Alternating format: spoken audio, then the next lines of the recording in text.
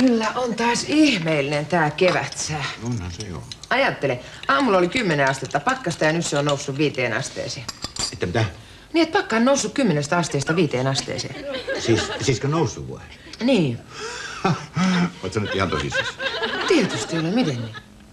Niinkö, että sinun mielestä siis pakkane on mukaan noussut 10 asteesta 5 asteeseen, niinkö? Miten niin minun mielestäni noussut? Se on noussut ihan oikeesti.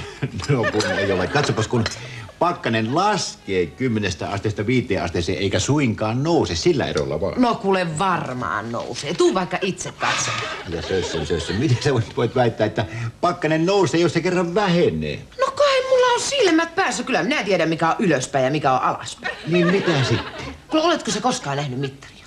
Kuule, katso nyt tätä sormea. No kuule, sitä on melkein pakko katsoa. Nenällä se jopa tunteekin. Kuule, tämä sormi on olevinaan nyt niin kuin semmoinen elohopeapuikko. Sano nyt, idiootti, nouseeko tämä sormi vai eikö tämä nouse? No nenästä päätellen ainakin tuntuu nousevan. No niin, ja niin nousee pakkanenkin. Kun pakkanen vähenee, se nousee 10 asteesta 5 asteeseen. Jos herra ei usko, niin sopii mennä tuonne mittarin ääreen pariksi tunniksi istumaan. Sieltä se näkee sitten, että nouseeko se pakkanen, mihin päin se nousee ja mihin päin se laskee. Aivan, just niin. Sillä tavalla tietenkin, joo. Näin se on mittarin puolella, joo.